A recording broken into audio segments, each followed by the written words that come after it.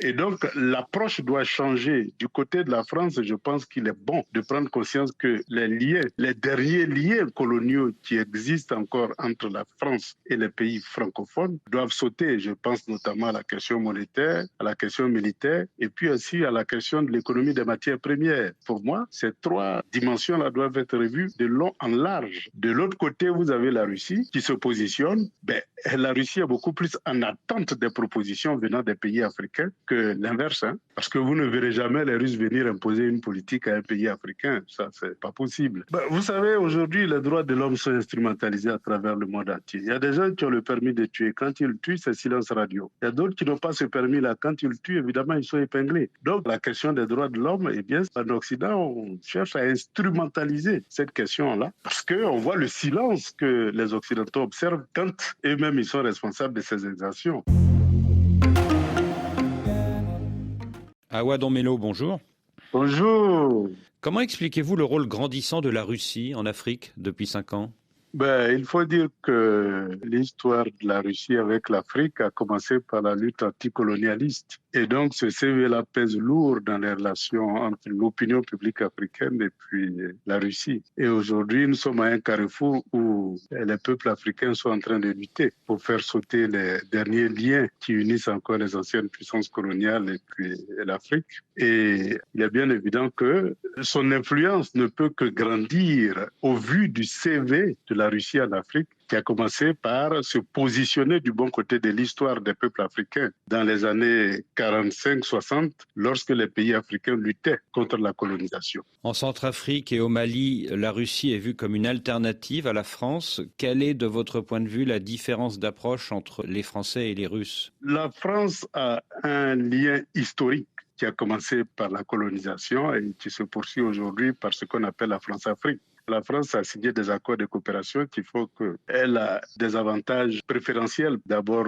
l'accès au marché africain et puis aussi l'accès aux matières premières. Et donc, ces avantages-là font que la France a beaucoup plus une tradition de coopération de type colonial et néocolonial, ce qui fait qu'aujourd'hui, quand vous prenez les pays africains, surtout de l'Afrique francophone, vous voyez que ces pays-là peinent à sortir de leur sous-développement justement à cause de ces liens coloniaux-là. Et donc, l'approche doit changer. Du côté de la France, je pense qu'il est bon de prendre conscience que les liens, les derniers liens coloniaux qui existent encore entre la France et les pays francophones doivent sauter. Je pense notamment à la question monétaire, à la question militaire et puis aussi à la question de l'économie des matières premières. Pour moi, ces trois dimensions-là doivent être revues de long en large. De l'autre côté, vous avez la Russie qui se positionne. La Russie est beaucoup plus en attente des propositions venant des pays africains que l'inverse, hein, parce que vous ne verrez jamais les Russes venir imposer une politique à un pays africain. Ça, c'est pas possible. Mais n'y a-t-il pas des entreprises minières russes qui s'intéressent à certaines matières premières africaines comme la bauxite de Guinée-Conakry ? Vous savez, l'accord entre la Guinée et la Russie était un accord d'abord militaire. Mais comment financer cet accord militaire-là? Ça a été par le biais de la bauxite. Et donc, c'est, je dirais, comment financer ces accords-là qui amènent la Russie à s'intéresser à certains produits miniers. Donc, elle opère dans le secteur minier pour financer ces accords de coopération avec ces différents pays-là. Mais elle n'est pas un acteur majeur. Vous prenez en Guinée, l'acteur majeur dans le secteur de la bauxite, c'est les Américains, c'est les Chinois. La Russie a une part très minime. Mais cet accord militaire entre Moscou et Conakry, il date de quand ? Ça, c'est depuis le début de l'indépendance. Hein. Depuis les années Sékou Touré, oui. Oui, c'est depuis les années Sékou Touré. C'est à cette époque-là que cette politique a été mise en place. Sékou Touré n'avait pas les moyens de financer cet accord militaire-là. Donc, c'est par le biais de la bauxite que cet accord-là a été financé. Et vous dites qu'à la différence de la France, la Russie n'a pas d'influence militaire en Afrique, mais n'y a-t-il pas le groupe Wagner en Centrafrique et au Mali ? Le groupe Wagner, c'est ce qu'on appelle dans le jargon moderne. Vous savez, depuis que les pays occidentaux ont commencé à réduire leur budget, ils ont sollicité les services des sociétés militaires privées, ou je dirais des Bob Denard modernisés. Il y a plusieurs groupes comme ça en Afrique, que ce soit des groupes américains, que ce soit des groupes français, à travers des anciens gendarmes comme Robert Montoya ou Paul Barry. On constate que de plus en plus, les sociétés militaires privées gagnent du terrain en Afrique. Et donc, si le Mali estime que ça peut leur apporter, bien, c'est leur droit. Que la Centrafrique estime que ça peut leur apporter, c'est un droit. Mais il est aujourd'hui temps que les pays africains, sur le plan de la défense et de la sécurité, s'assument pleinement. C'est-à-dire qu'il ne faut pas que des sociétés militaires privées comme le groupe Wagner prennent la place des armées nationales. S'ils sont là, ils doivent aider les forces de défense et de sécurité à augmenter en puissance et en force pour assumer leur défense et leur sécurité. Est-ce à dire qu'une société militaire privée comme le groupe Wagner, ce ne sont pas de simples instructeurs, comme disent officiellement les autorités maliennes ? C'est des instructeurs, puisqu'ils sont là pour former et aussi pour transformer les forces de défense et de sécurité. Mais ce sont des combattants. Tout militaire est un combattant. Les anciens gendarmes de l'armée française qui ont combattu auprès des rébellions et des putschistes africains, on les connaît. Bob Denard a été un grand combattant. En Centrafrique comme au Mali, le groupe Wagner est pointé du doigt par les organisations de défense des droits de l'homme. Est-ce que vous ne craignez pas que ces exactions puissent ternir l'image de la Russie en Afrique ? Non, c'est des sociétés privées. C'est comme si on me disait, c'est vrai que l'image de Bob Denard, etc., n'est pas reluisante et que c'est reproché à la France d'avoir utilisé ces services-là. Oui, certes, le groupe Wagner est une société privée, mais elle est dirigée par M. Prigojine, qui est très proche du président russe, Vladimir Poutine, et elle combat actuellement à Bakhmout face aux forces ukrainiennes, aux côtés des forces russes. Bouygues, Bolloré, etc., ils sont proches du gouvernement français. Donc, ça ne veut pas dire qu'ils perdent, du coup, leur statut de société privée. Non, je suis désolé. Ces arguments ne tiennent pas la route. Ce que je veux dire, c'est est-ce que vous ne craignez pas que les exactions dénoncées ne ternissent non seulement le groupe Wagner, mais l'image de la Russie, tout simplement? Vous savez, aujourd'hui, les droits de l'homme sont instrumentalisés à travers le monde entier. Il y a des gens qui ont le permis de tuer. Quand ils tuent, c'est silence radio. Il y a d'autres qui n'ont pas ce permis-là. Quand ils tuent, évidemment, ils sont épinglés. Donc, la question des droits de l'homme, eh bien, en Occident, on cherche à instrumentaliser cette question-là parce qu'on voit le silence que les Occidentaux observent quand eux-mêmes, ils sont responsables de ces exactions. Mais on voit comment ils montent en épingle. Moi, je me souviens du cas de la Côte d'Ivoire où on a accusé Laurent Gbagbo de tous les maux et on s'est rendu compte, en fin de compte, qu'il est innocent. Donc, je veux dire que cette instrumentalisation-là aussi a ses limites. Nous, en Afrique, on n'y croit plus, pour être franc. Dire que tel type a violé les droits de l'homme, tel autre ne l'a pas violé, on voit ce qui est dénoncé et ce qui est caché. Et donc, pour nous, la question des droits de l'homme, aujourd'hui, est devenue un instrument de politique des grandes puissances. Awa Domelo, depuis l'invasion de l'Ukraine par la Russie en février dernier, les Africains sont divisés. Est-ce que l'annexion officielle par la Russie de Vladimir Poutine de 4 provinces ukrainiennes, c'était le 30 septembre, n'a pas suscité beaucoup d'inquiétude chez les chefs d'État africains qui sont, comme vous le savez, très attachés à la souveraineté et aux frontières?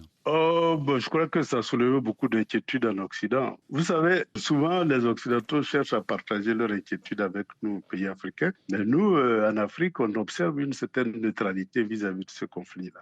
Lorsque vous prenez les provinces qui ont...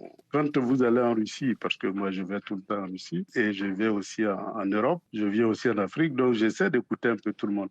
Les arguments qui sont avancés par les Russes ne sont pas les mêmes arguments que les Occidentaux avancent. Ils estiment qu'il y a eu des élections, ils estiment que les peuples ont le droit de s'autodéterminer, et ils estiment que s'ils s'autodéterminent pour s'allier à la Russie, c'est tout à fait normal que la Russie les accueille. Et donc pour eux, ils ont une autre vision. Oui, mais vous voyez bien, Awa Domelo, que le vote de certains pays africains a changé entre le mois de mars et le mois d'octobre, suite justement à l'annexion officielle de 4 provinces ukrainiennes par la Russie. Mais c'est leur droit. Chacun a sa grille de lecture. Il y a 2 principes dont il est question. D'abord, le droit des peuples à s'autodéterminer, ça c'est important. Et l'intégrité des différents territoires, ça aussi c'est important. Et donc, pour ceux qui estiment que les peuples ont le droit de s'autodéterminer, eh bien, ils estiment que c'est tout à fait normal qu'ils demandent à adhérer à la Russie. Pour ceux qui estiment que c'est pas normal, ils voteront contre. Donc, c'est tout à fait normal. Est-ce que cette annexion officielle par la Russie de 4 provinces ukrainiennes, ça ne risque pas de donner aux Africains l'image d'une Russie impérialiste ? Non, pas du tout. La Russie a été anticolonisatrice.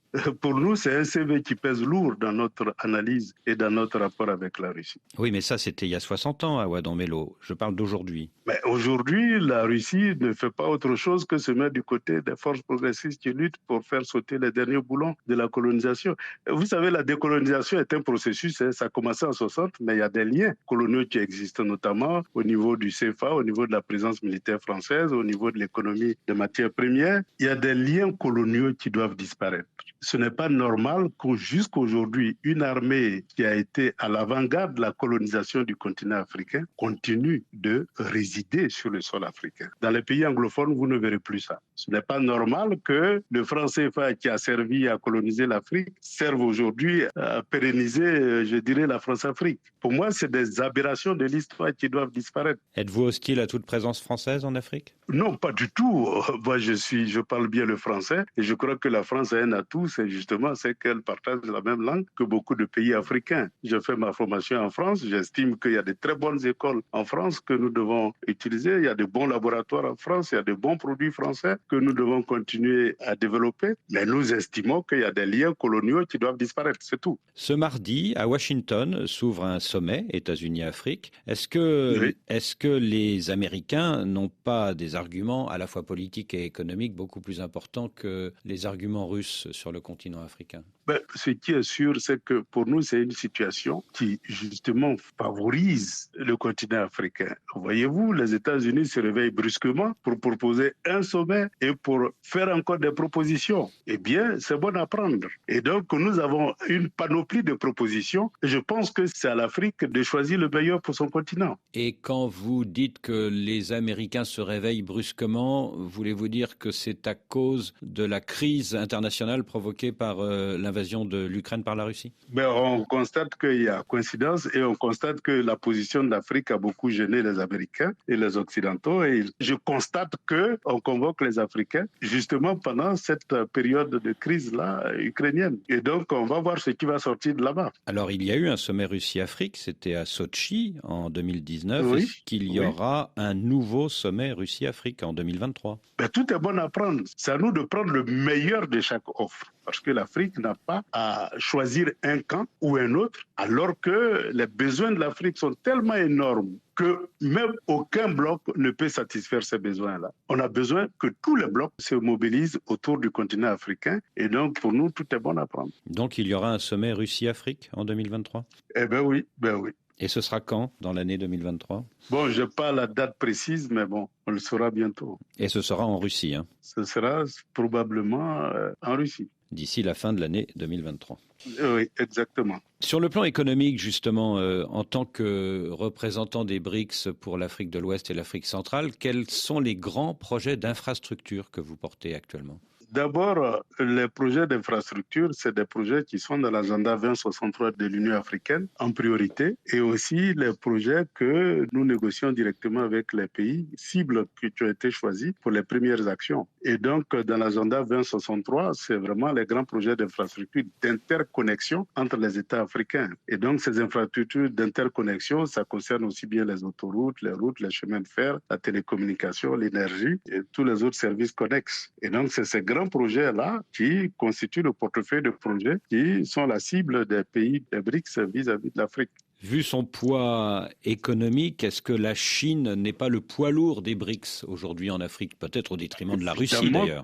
Évidemment que la Chine est le poids lourd, il n'y a pas de doute par rapport à ça. Et nous devons faire de telle sorte que tous les pays des BRICS augmentent leur intervention en Afrique pour qu'on puisse rattraper très vite notre retard en matière d'investissement en infrastructure et en industrie. On dit que les investissements russes en Afrique ne représentent que 1% de l'ensemble des investissements venus de l'étranger sur le continent africain. Est-ce que cela ne montre pas qu'en réalité, le poids économique de la Russie est très faible? Mais il faut comprendre un peu la logique russe. L'Union soviétique a eu pendant longtemps une politique d'autosuffisance, c'est-à-dire produire pour les besoins. C'est le slogan socialiste. Et donc, c'est avec Poutine qu'il y a eu un véritable patronat qui s'est développé, ce qu'en Occident on appelle des oligarques. Et donc, c'est maintenant que le patronat s'organise pour affronter le marché international. Donc pour nous, ça devient une opportunité. Et donc c'est tout à fait normal que le poids de la Russie soit faible, mais notre souhait, c'est que ce poids-là augmente, parce que je dis, les besoins de l'Afrique sont énormes.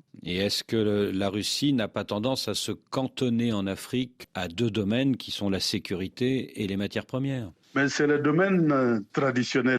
Aujourd'hui, pour nous, le plus important, c'est qu'on définisse une nouvelle politique et qu'on développe une nouvelle coopération avec la Russie pour que la Russie intervienne aussi dans d'autres secteurs qui puissent permettre à l'Afrique de combler son déficit.